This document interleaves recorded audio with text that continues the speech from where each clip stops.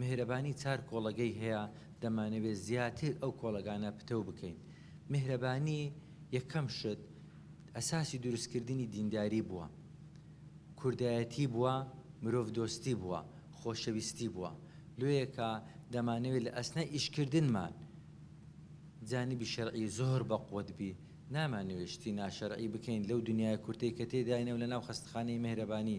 دەمانەوێت بچینەوەکن خوای گەورە برێن ئەمە جەماعەتی میهرەبانینە، خوایە گیان تەمەنمان باشترینی کاتمان سەرف کرد لە جوانترین خزمەتکردنی ئاوەدانکردنەوەی ژیان. دەمانەوێت علمی بین، شتی ناعلمی لە خەستەخانەی میهرەبانی جێی نابیتەوە. دەمانەوێت پتەو ببین، لە جانبی علمی خۆمان بەقوت بکەین، دەمانەوێت خۆمان پەروەردە بکەین، زیاتر بتوانین خزمەتی علم بکەین، چونکە علم سەرچاوەی ژیانە، علم ڕابطی خوا و ئینسانە، چونکە پێغەمبەری نازارمان فێری کردینە. یەکەم کەلیمە کە لۆی هاتێ دەری ئیقڕە بسمی ڕەبیکە. ئیقڕە یعنی چێ ئامرە؟ خوای گەورە ئەمری لەسەر چێ کردیە؟ لەسەر خەڵکی، کەواتە ڕابطی خوا و خەڵکی چیە؟ علمە. لۆیەکە دەمانەوێت زۆر ئیهتیمام بە علم بدەین.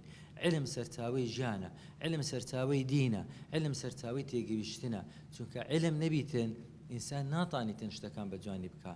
لۆیەکە علم لەکنەمە زۆر گرنگە و بە تایبەتی کە ئەمە علمی تەندروستی، علمی زانستی پزیشکی دەمانەوێت زۆر پرەی پێ بدەین.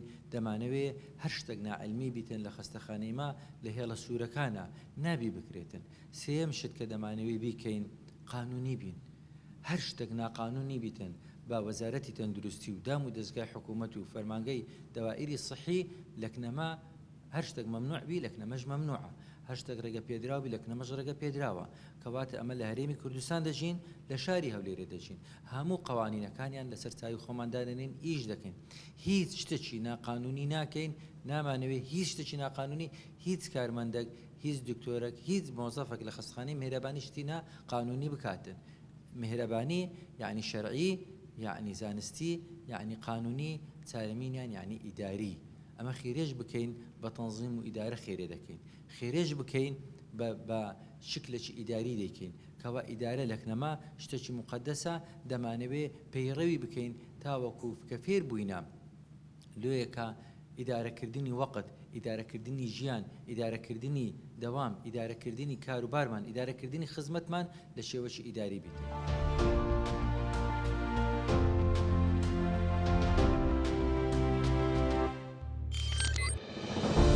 میهرەبانی دڵسۆزی و لێزانی.